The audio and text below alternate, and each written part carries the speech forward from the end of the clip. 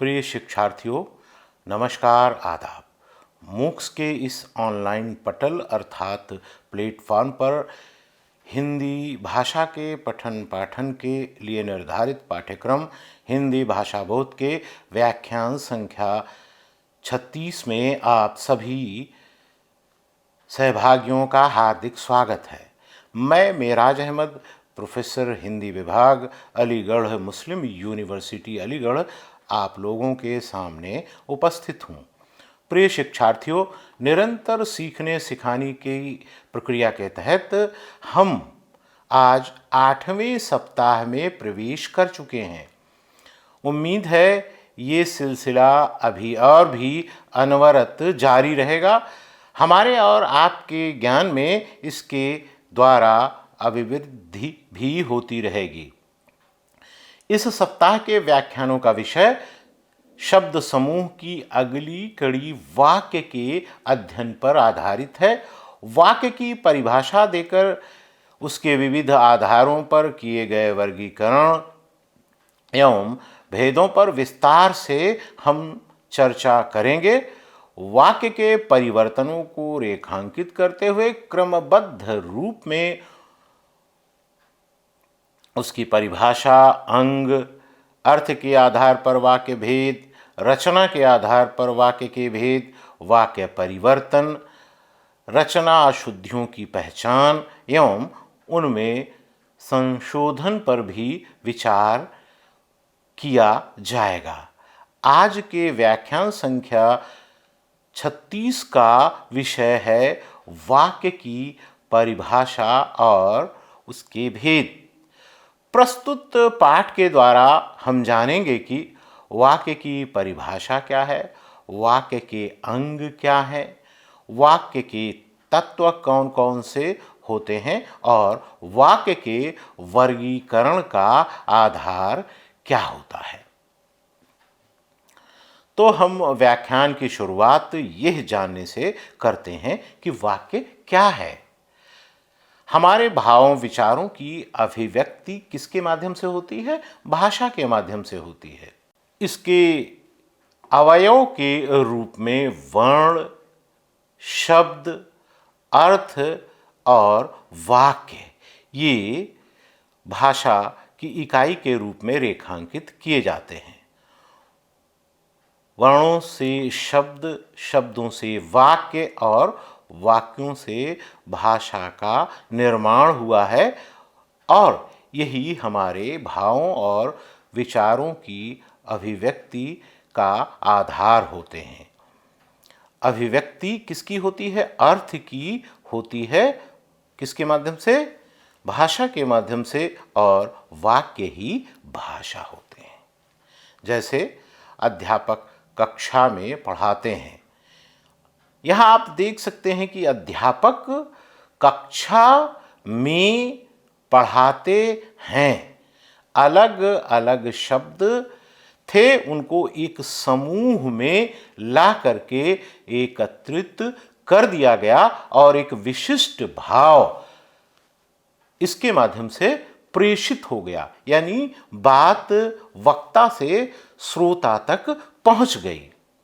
इस प्रकार वाक्य शब्दों के समूह का नाम है, लेकिन सभी प्रकार के शब्दों का समूह बनाकर वाक्य नहीं बनता है। दरअसल शब्दों का वह व्यवस्थित रूप जिसमें एक पूर्ण अर्थ की प्रतीति होती है, उसे हम वाक्य कहते हैं। तो इस संदर्भ में हम व्याकरणाचार्य कामता प्रसाद गुरु की परिभाषा को देखेंगे। वो लिखते हैं, एक पूर्ण विचार प्रकट करने वाला शब्द समूह वाक्य कहलाता है।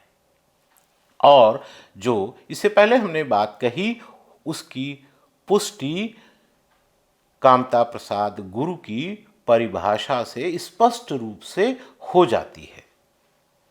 वाक्य के दो भेद माने गए हैं, उद्देश्य और विधेय।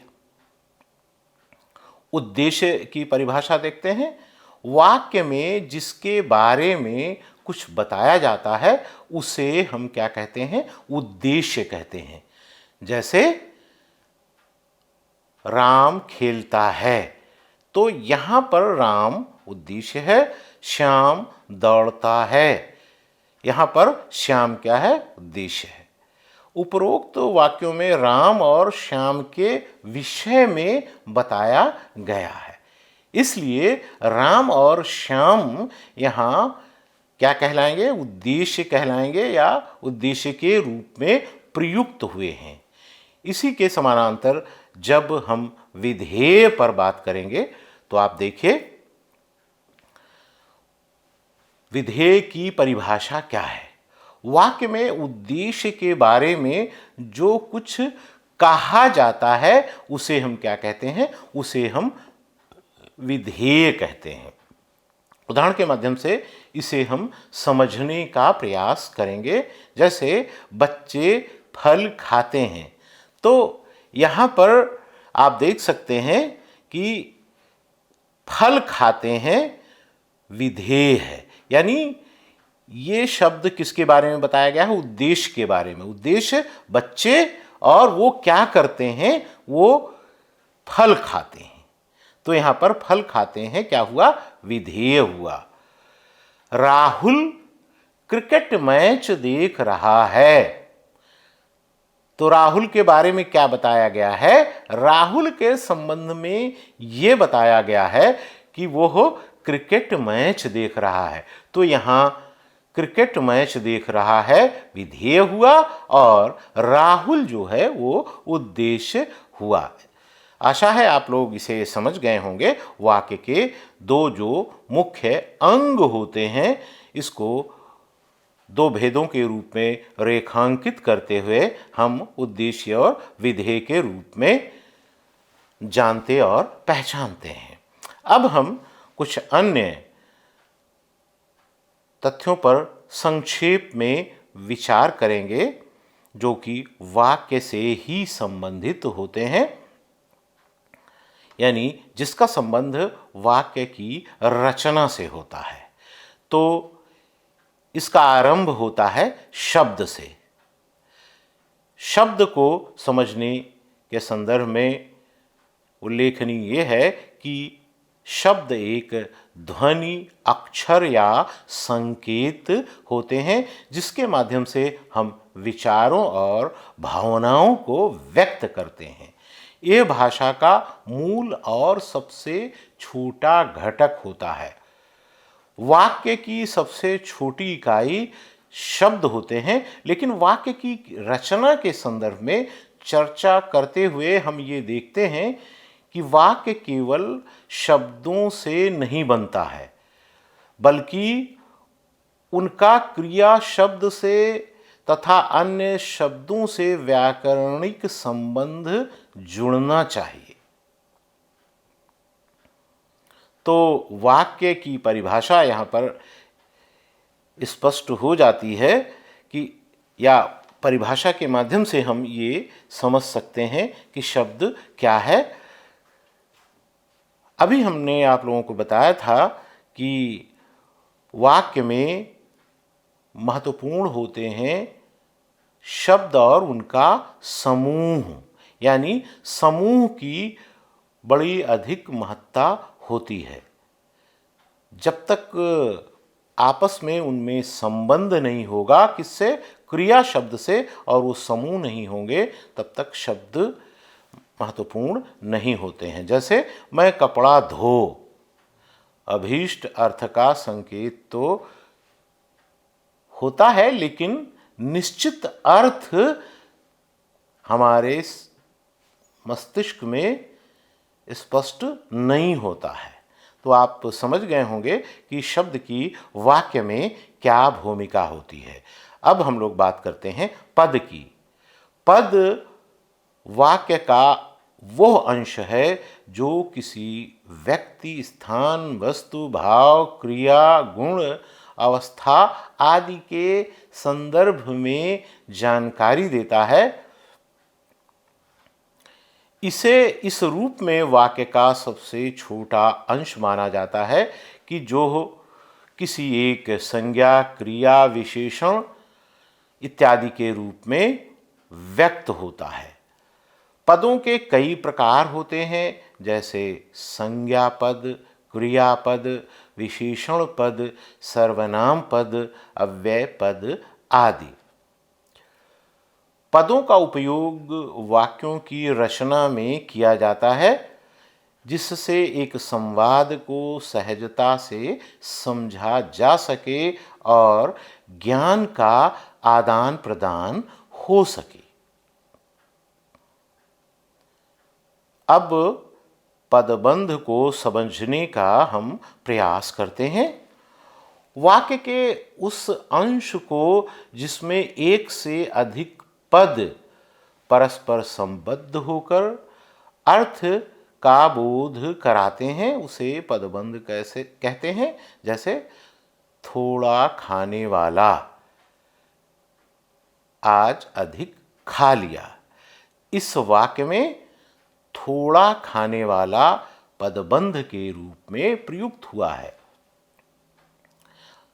आप देखिए कि यहाँ पर दो पदों का बंधन हमें दिखाई देता है। तो आशा है कि आप पदबंध को भी समझ गए होंगे, यानी जहाँ पर पदों का बंध होता है, एक से अधिक पद एक साथ उपस्थित होते हैं, वो पदबंध कहलाते हैं। अब हम लोग वाक्य के तत्वों पर विचार करेंगे। विचार करने से पहले हम ये देखेंगे, इस पर गौर करेंगे, इस प्रश्न पर चर्चा करेंगे कि वाक्य की वो कौन सी विशेषताएं हैं या मूल तत्व कौन से हैं जो हमें अर्थ तक पहुंचाते हैं। यानी हम तत्वों के माध्यम से वाक्यों द्वारा प्रेषित अर्थ को समझने की प्रक्रिया पर विचार करेंगे। तो वाक्य के तत्व के रूप में आकांक्षा, योग्यता, आसक्ति, सार्थकता, अन्वय और पदक्रम की विशेष महत्ता होती है। हम एक एक करके इन पर संक्षेप में विचार करेंगे। पहला तत्व है आकांक्षा। आकांक्षा का आशय होता है श्रोता की जिज्ञासा। वाक्य भाव की दृष्टि से इतना पूर्ण होना चाहिए कि भाव को समझने के लिए कुछ जानने की इच्छा या आवश्यकता ना हो। दूसरे शब्दों में किसी ऐसे शब्द या समूह की कमी न हो जिसके बिना अर्थ स्पष्ट ना होता हो। उदाहरण के लिए कोई व्यक्ति हमारे सामने आए और हम केवल उससे तुम कहें तो वो कुछ भी नहीं समझ पाएगा। यदि कहें कि अमुक कार्य करो तो वो पूरी बात समझ जाएगा। यानी इस प्रकार हम देखते हैं कि वाक्य में आकांक्षा तत्व अनिवार्य होता है। जो हम कहना चाहते हैं, जो हमारे मन में है, उसको हम आकांक्षा के माध्यम से पूरा करेंगे या उसको पूरा करने की आकांक्षा उस वाक्य में निहित हो, तभी वाक्य इच्छित अर्थ देने में सक्षम होगा। दूसरा तत्व है योग्यता। वाक्य में सार्थक शब्दों को भाषानुकूल क्रमबद्ध होने के साथ साथ उसमें योग्यता का अनिवार्य तत्व होता है। प्रसंग के अनुकूल वाक्य में भावों का बोध कराने वाली योग्यता या क्षमता अवश्य होनी चाहिए। अगर ऐसा नहीं है तो इसके अभाव में संरचना की दृष्टि से भले ही वाक्य शुद्ध हो,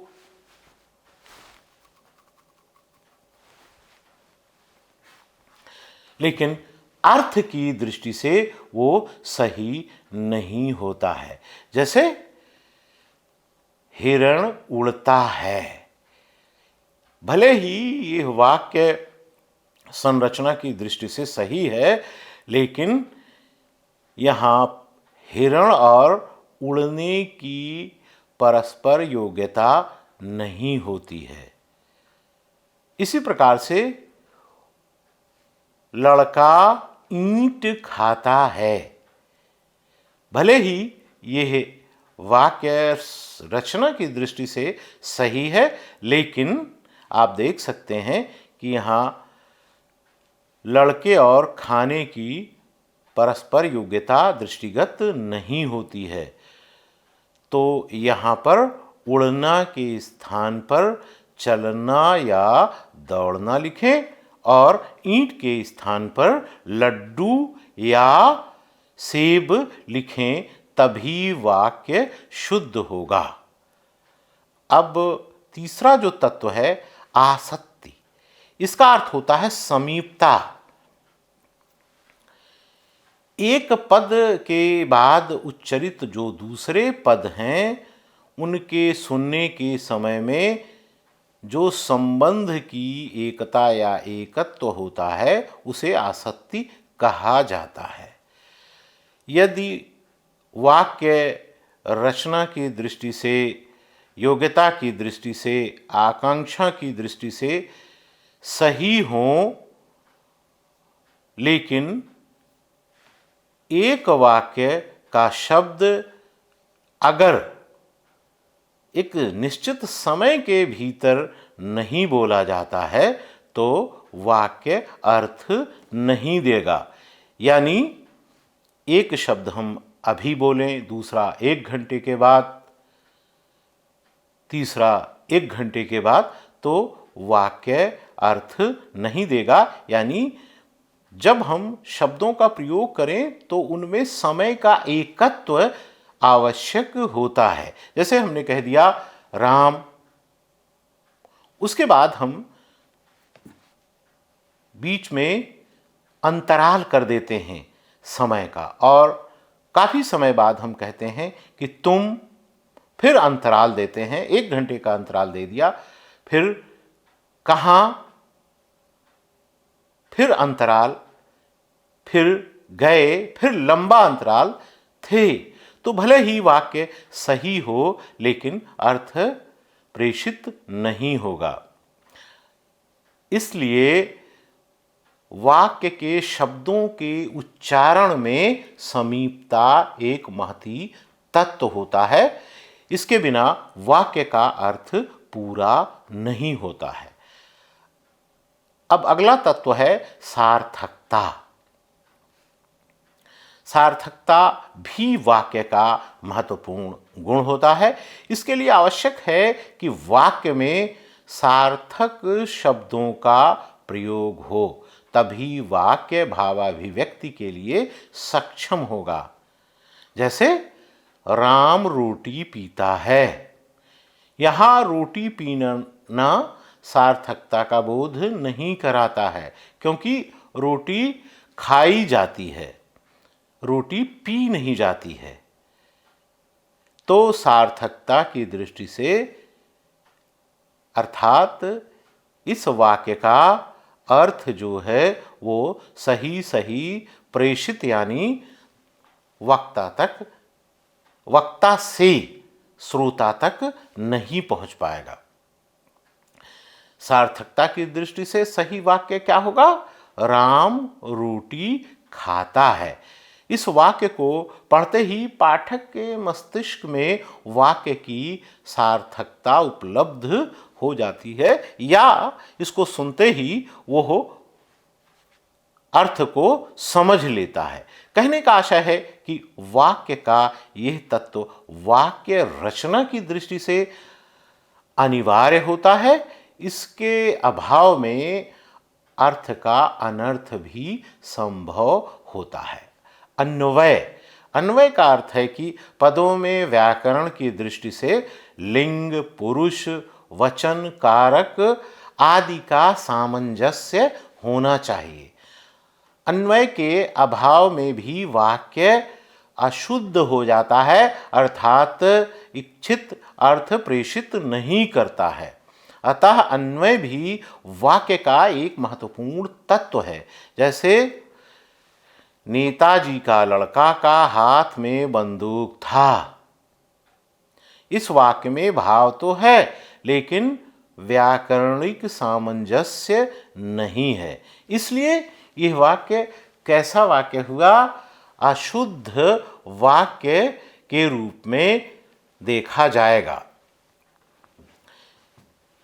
यदि इसे नेताजी के लड़के के हाथ में बंदूक थी लिखें या कहें तो यह वाक्य व्याकरणिक दृष्टि से शुद्ध वाक्य है। अगला जो तत्व है वो है क्रम।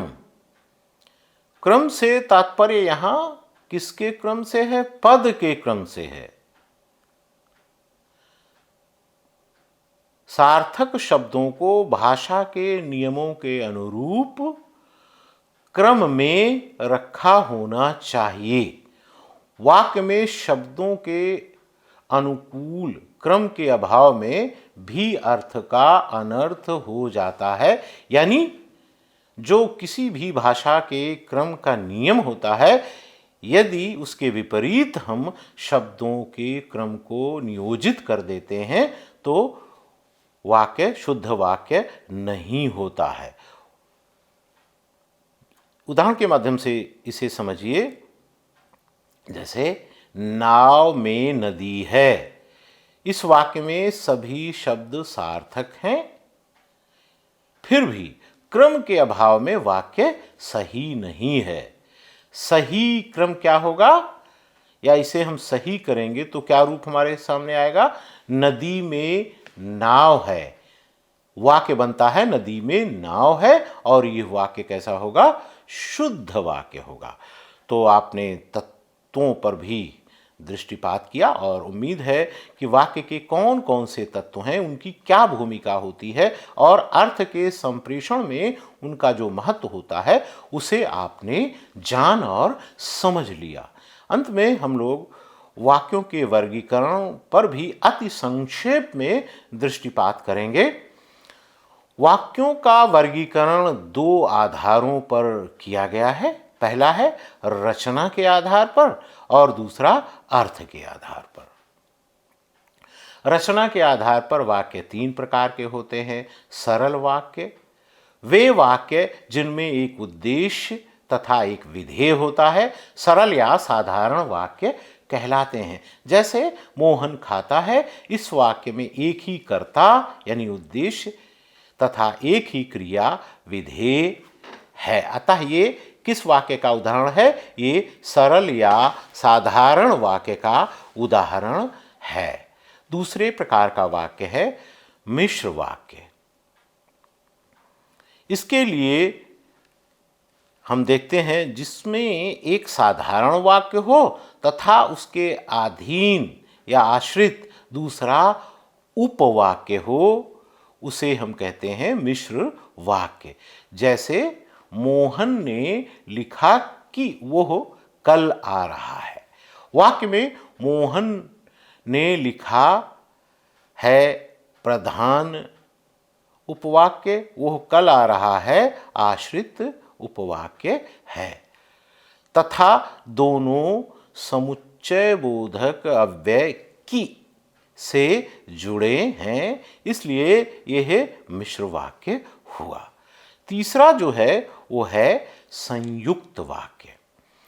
संयुक्त वाक्य वे वाक्य होते हैं जिनमें एक से अधिक प्रधान उपवाक्य हों, चाहे वो मिश्र वाक्य हों या साधारण वाक्य हों, और वे संयोजक अवयवों द्वारा जुड़े होते हैं। तो इन्हें हम क्या कहते हैं? संयुक्त वाक्य कहते हैं। जैसे वो लखनऊ गया और शॉल ले आया। इस वाक्य में दोनों ही प्रधान वाक्य अर्थात उपवाक्य हैं तथा संयोजन और द्वारा जुड़े हुए हैं, अतः ये संयुक्त वाक्य हुआ। तो हमने देखा कि रचना के आधार पर वाक्य सरल वाक्य, मिश्र वाक्य और संयुक्त वाक्य तीन प्रकार के होते हैं। अब हम अंत में अर्थ के आधार पर वाक्यों के प्रकार पर अति संक्षेप में गौर करेंगे। पहला है विधिवाचक वाक्य। वे वाक्य जिनसे किसी बात या कार्य के होने का बोध होता है वो विधिवाचक वाक्य कहलाते हैं। जैसे मदन आया, तुम लोग जा रहे हो। यहाँ पर सहज रूप से भावों की अभिव्यक्ति हुई है। दूसरा है निषेधवाचक वाक्य। वे वाक्य जिनसे किसी बात या कार्य के न होने का बोध होता है उसे निषेधवाचक वाक्य कहते हैं। जैसे मनोज नहीं पढ़ता, मैं यह कार्य नहीं करूँगा। तो यहाँ आपने देखा कि नहीं के द्वारा निषेध का भाव ध्वनित हुआ है। अगला है आज्ञावाचक वाक्य। वे वाक्य जिनसे किसी प्रकार की आज्ञा का बोध होता है वो कहलाते हैं आज्ञावाचक वाक्य। जैसे आज्ञा दी जा रही है, श्याम पानी लाओ, यहीं बैठकर पढ़ो।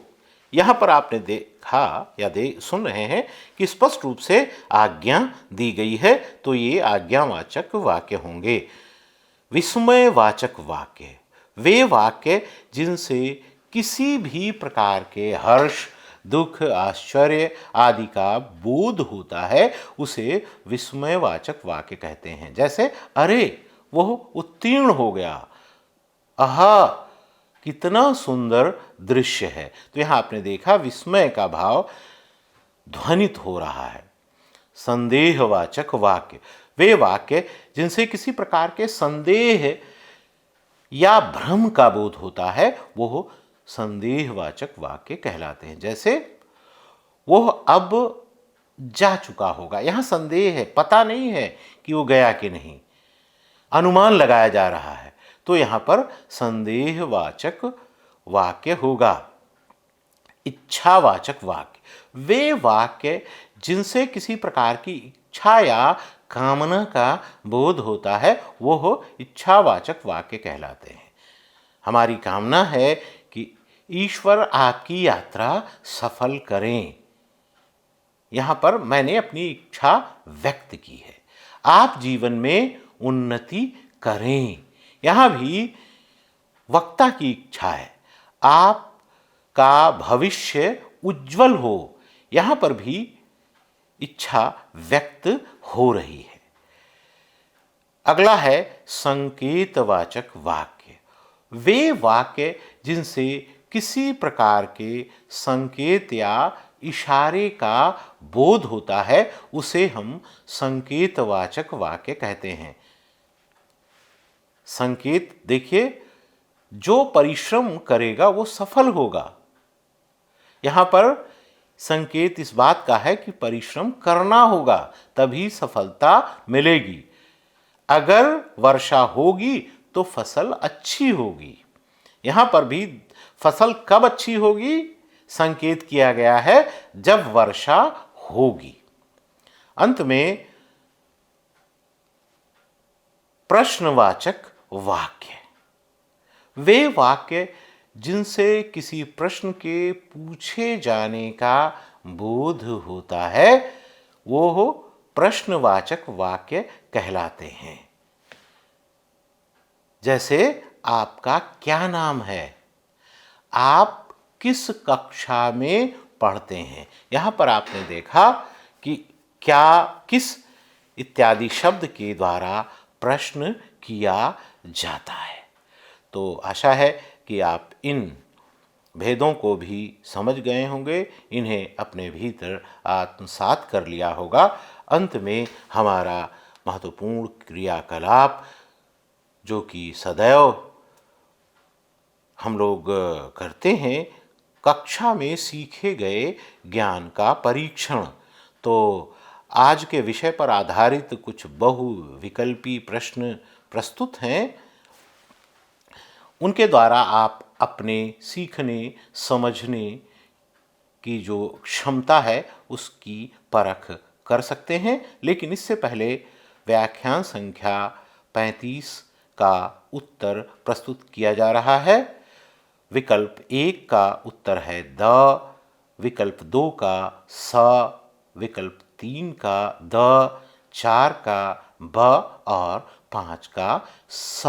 अब अंत में प्रश्न प्रस्तुत हैं। प्रश्न है पहला, बच्चे फल खाते हैं में विधेय है। अ, फल खाते हैं, ब, बच्चे, विकल्प स, फल, विकल्प द, खाते। प्रश्न संख्या 2, वाक्य के कितने भेद होते हैं? विकल्प 5, विकल्प 3, विकल्प स 2, विकल्प द 4। वाक्य का तत्व नहीं है। अ, आकांक्षा, विकल्प ब, आसक्ति, विकल्प स, समर्थता, विकल्प द, सार्थकता। अरे वह उत्तीर्ण हो गया किस प्रकार के वाक्य का उदाहरण है? अ, विकल्प निषेधवाचक, ब विकल्प प्रश्नवाचक, स विकल्प विस्मयवाचक, द विकल्प नकारात्मक। रचना के आधार पर वाक्य का प्रकार है अ विकल्प मिश्र, ब सरल, स संयुक्त, द इनमें से सभी। तो इस प्रकार से आज का ये कालांश यहीं पर हम समाप्त करते हैं। उम्मीद है कि यह कालांश आप लोगों के लिए उपयोगी सिद्ध हुआ होगा। प्रिय सहभागियों, आप शुरू से लेकर के अंत तक हमारे साथ बने रहे, इसके लिए हम आपके बेहद शुक्रगुजार हैं। धन्यवाद।